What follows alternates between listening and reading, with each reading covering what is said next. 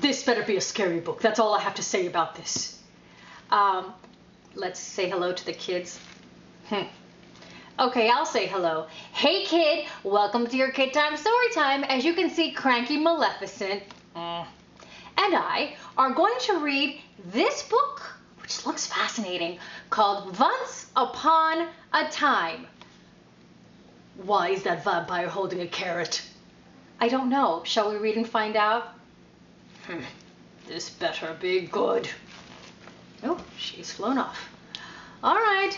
Once upon a time. Oh, very pretty, very lush colors. Let's see here.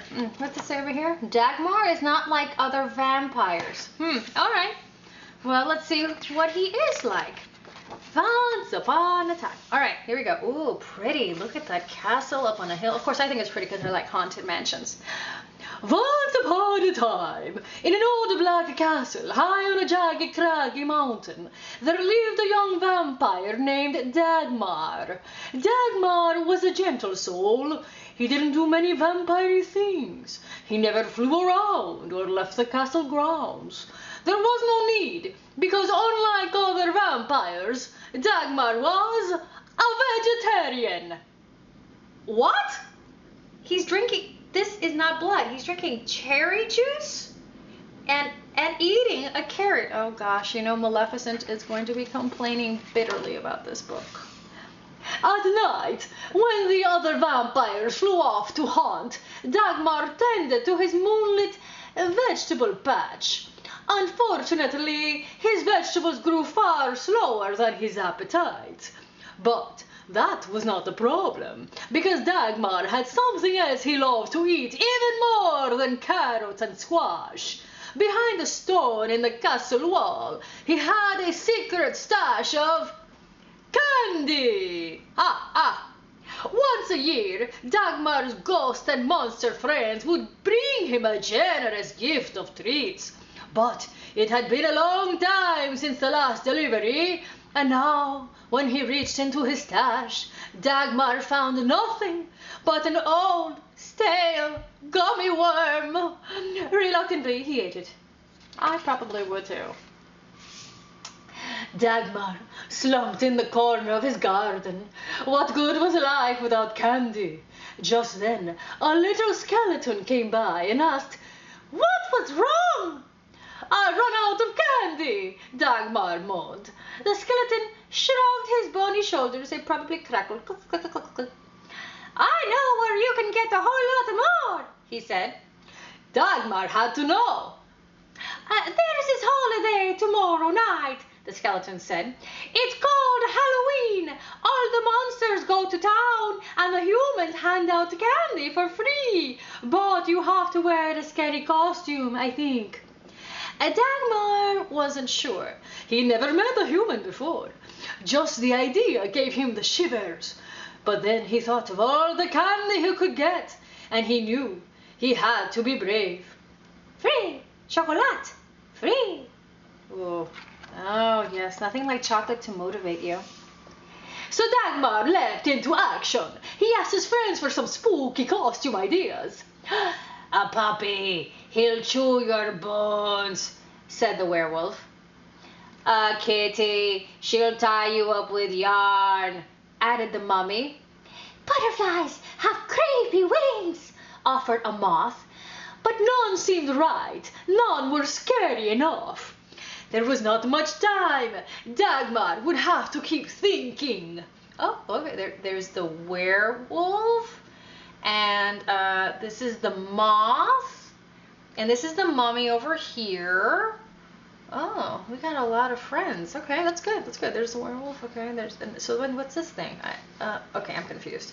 Oh, the werewolf suggested a puppy, and then the mummy suggested the kitty, and then the moth suggested the butterfly. Okay, there we go. That's all that makes sense. It's very pretty, this book. I like it a lot.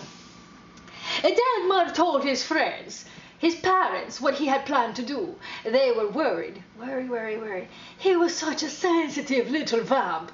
So they forbade him to go out on Halloween. Forever!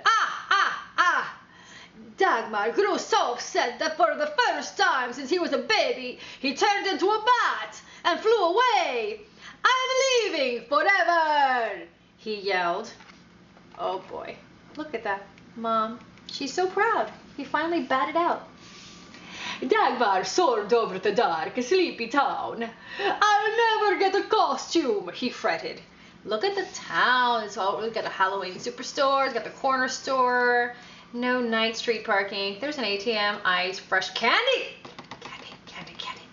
But then, inspiration struck. Inside the general store was the thing most frightening to all vampires. Garlic. You know, when you put garlic on, it's supposed to make a vampire go away.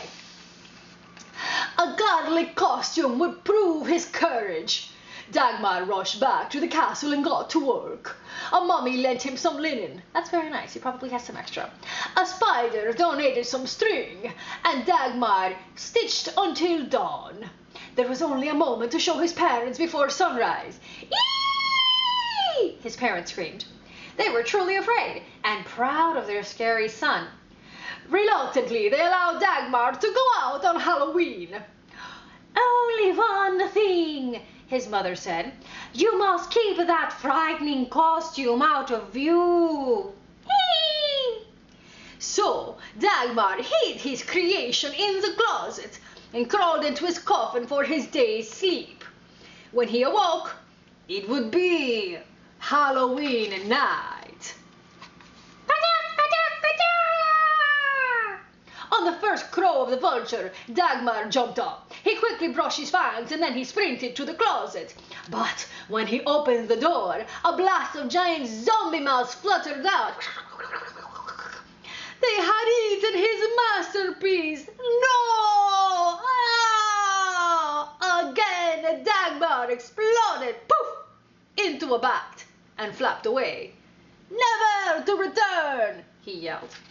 Oh, how disappointing. Dagmar flew over the town, but it was not quiet like the night before. There were creatures everywhere. Monsters, goblins, even vampires like him. His skeleton friend was wrong. He didn't need a costume after all. Of course, because it's Halloween. Oh, yeah. It's Halloween.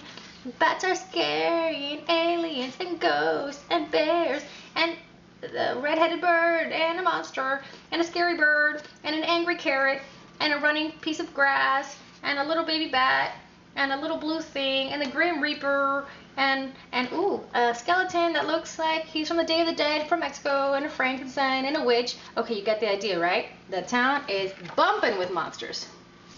Dagmar quickly changed back into vampire form, but he was in such a hurry, he bumped, boing, right into a ghost. "Excuse me," it spoke. "I can't see very well." "It's okay," Dagmar said, "but could you tell me how to get candy?" And the ghost did just that. The two went from house to house saying the magic words, "Trick or treat."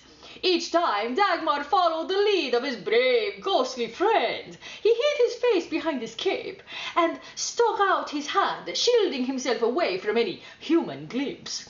And each time, his courage was rewarded with a sweet ah. The night was long, and by the end, Dagmar's cape was stuffed full of candy.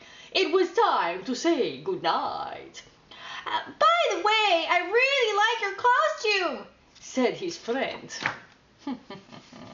But before Dagmar could explain, the ghost pulled off its sheet.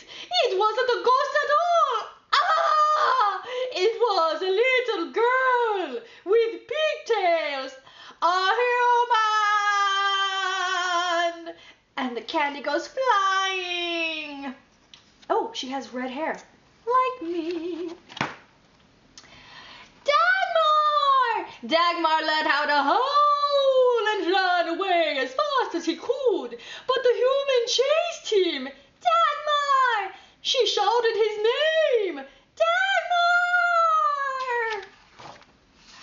Dagmar was about to turn into a bath and fly home when he heard the human cry, "Wait! You're dropping all your candy!" Dagmar looked behind him at the girl and saw a trail of treats scattered on the sidewalk. A human wanted to help him. "Oh," Dagmar said, "thank you." "Why did you scream and run away?" the girl asked. "I thought I saw something scary," Dagmar said. Then he smiled at his new friend. "But I'm not afraid anymore." The girl smiled back, and together they gathered all the candy. Then they said, "Good night." "Good night." Dagmar rushed back home. He dumped his candy on the floor and counted all the pieces. There was more than enough to last until next Halloween.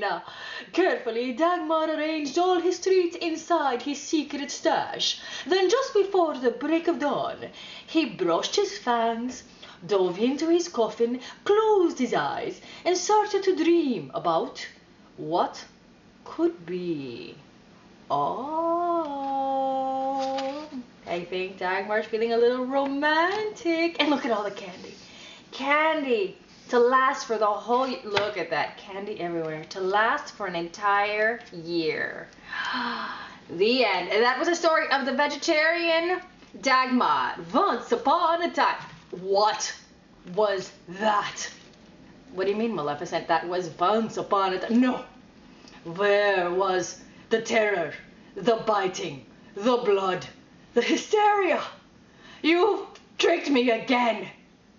Well, Maleficent, I thought that no, I never know why I'm here. All right, well, Maleficent and I obviously have to do a little chatting. Yes, we do. So, kid, hope that you at least liked Once Upon a Time and the story of the vegetarian, Dagmar. Okay, kid, see you next time. Goodbye. And if you want to, subscribe or not. Blah.